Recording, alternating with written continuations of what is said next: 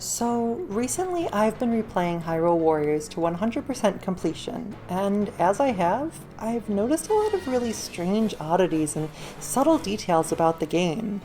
Subtle story details that help it align with already established Zelda lore, for example, such as Girahim not realizing that Ganondorf is the reincarnation of his boss Demise, or that King Dodongo being a different color is actually based on what time period the current stage takes place in. One strange detail about the game's story, however, makes me raise an eyebrow to ask, does Ruto not know who Link is? Now, at first, admittedly, you might think this is a strange question to ask, especially considering the context of the game being all about pulling Zelda characters from different time periods, but please hear me out on this one. I genuinely, earnestly believe that Koei and Nintendo's writing staff specifically wrote Ruto in this game as someone who had never met any version of Link before. Not, because of timeline shenanigans or something like that, but as a genuine, actual writing decision. I first noticed something was strange about this game's Princess Ruto while I was hunting for some gold Skulltulas. For those of you who haven't played Hyrule Warriors before, each stage of the story mode, and many stages of adventure mode, have at least one gold Skulltula from Ocarina of Time hidden within them. Defeating one of these enemies will earn you a piece of an illustration, and a bonus stage will be unlocked as soon as you finish that illustration. Defeating each gold Skulltula in the first half of the story will complete the True Partners illustration and its accompanying bonus stage.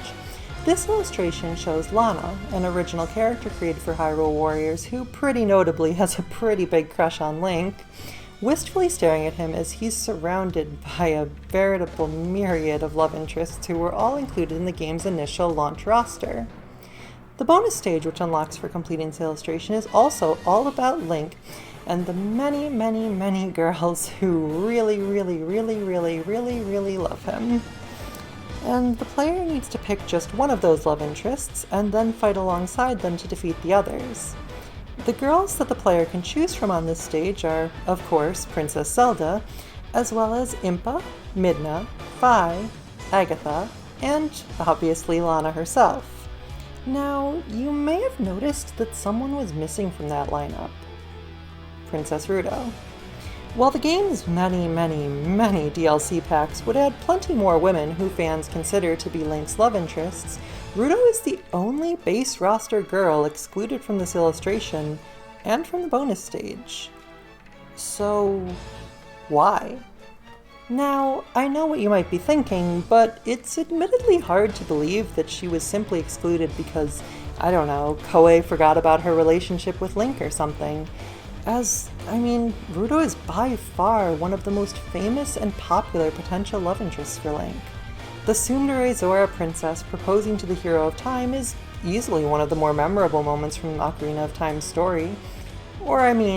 Even if you don't think that, at the very least you can admit that if you were to talk to others about this topic, she would be named far sooner than characters like, for example, Impa, who barely interact with Link in any game, much less romantically.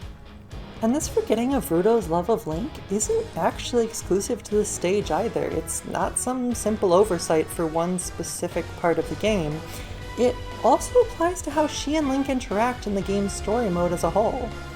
When encountering Fi in the game's first Skyward Sword stage, and fighting alongside Midna in the Temple of Souls, for example, both of these girls comment on how similar the Link that the player controls in Hyrule Warriors is to the Link that they traveled alongside with in their games and formed bonds with.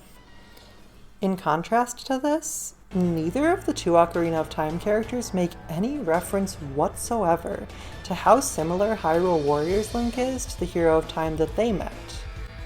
So, with this in mind, consider this. What if they never did meet the hero of time? What if the time portals from Hyrule Warriors are specifically pulling Darunia and Ruto from a timeline where they never once met Link? To recap some of Hyrule Warriors' basic plot points for those unaware, the premise of the game is that after Ganondorf's last defeat, the three goddesses worked together to split his soul into 4 pieces and scattered them all across time in a last-ditch effort to make sure he really, definitely does not come back this time. Which, to be fair, was a really good plan, except for the fact that he is the universe's most resilient bad penny. So, oh well.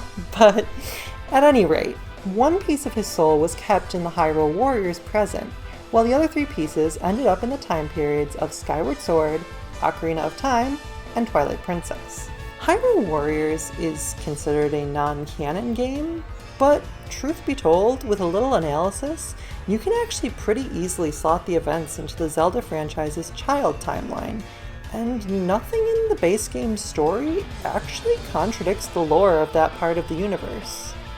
In fact, even more than that, when they eventually did add new story content in Hyrule Warriors Legends, they kept this child timeline placement pretty consistent. While Skull Kid in this game exists naturally in the world of Hyrule Warriors with a depowered Majora's Mask, they explain that the Wind Waker characters showing up is the result of a Phantom Ganon from another world pulling his own scheme completely and totally separate from anything happening in the original Hyrule Warriors' plot.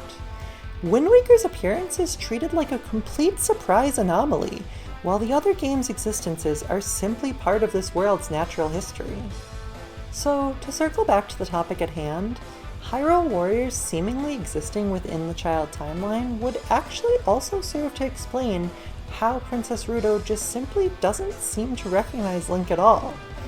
So when the Hero of Time is sent back to his childhood at the end of Ocarina of Time, it's very ambiguous to say the least when he was sent back to.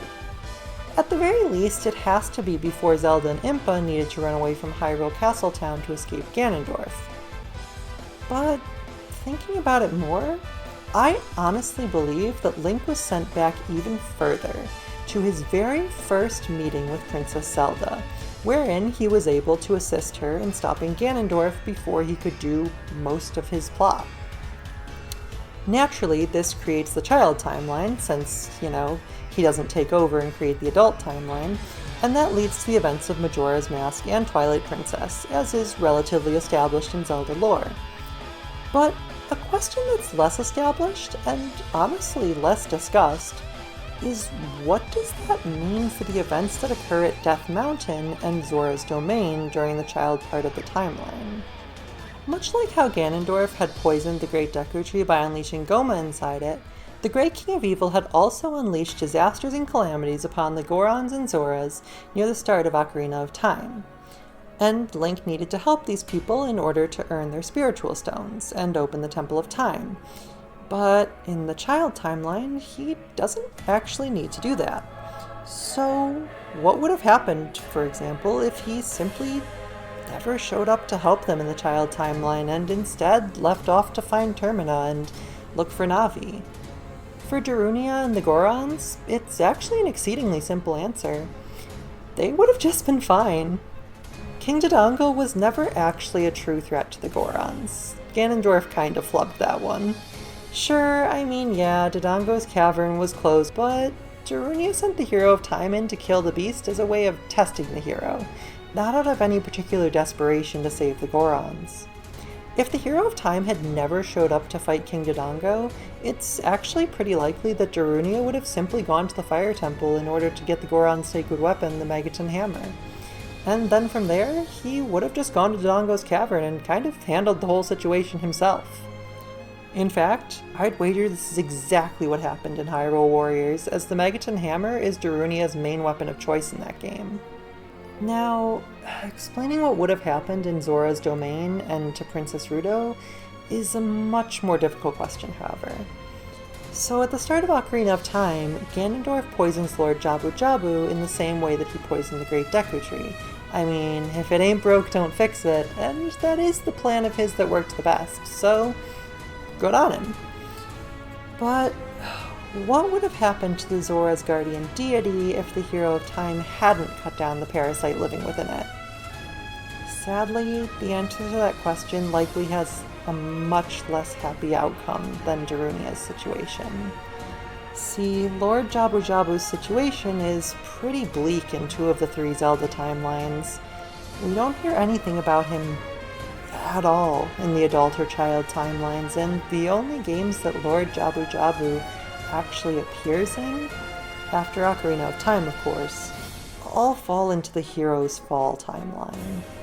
When visiting Zora's domain in Twilight Princess, for example, there's not a single NPC who even mentions their Fish Lord. And honestly, considering how willing Twilight Princess is to reference things from Ocarina of Time, you'd really think there'd be something here if he was still around, or even just around recently for that matter. Because of this, I honestly don't think Lord Jabu Jabu survived in the child timeline, as Ganondorf's parasite took a toll on him unabated. Luckily for our Princess Ruto, Lord Jabu Jabu's survival doesn't actually affect her own in this timeline. In Ocarina of Time, contrary to what you might think, Ruto isn't actually trapped in Jabu Jabu's belly. She says herself that she comes and goes as she pleases fairly often. The only moment in the entire dungeon where she's well and truly trapped is when Link brings her to the boss room, which is a location in his anatomy that she simply wouldn't have been able to get to on her own. So if the Hero of Time had never assisted with this dungeon, well, I mean, Ruto would have grieved Lord Jabu Jabu with the other Zoras, but otherwise, she'd still survive and grow up as she does in the adult timeline, with one major divergence.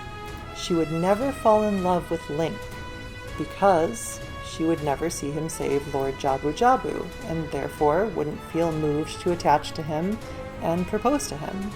This, of course, all culminates in what we see in Hyrule Warriors, a grown-up Princess Ruto who doesn't even know who Link is, and who isn't acknowledged in the game itself as a potential love interest for him. While she may appear as she did in the adult timeline, the truth is that, much like with Hyrule Warriors in general, this is the child timeline version of her. Despite not being considered canon by Nintendo and many of Zelda's fans, Hyrule Warriors is a love letter, absolutely filled to the brim with tiny little details like this that would please any Zelda lore expert, and I honestly think it deserves to be analyzed just as much as the other titles. But that's all I've got for you today, so I hope you enjoyed. Does this explain why Ruto seems to be treated a bit differently than you might expect in this game? Do you think that I've finally found the perfect placement in the Zelda timeline for Hyrule Warriors? Thanks so much for watching. See you next time!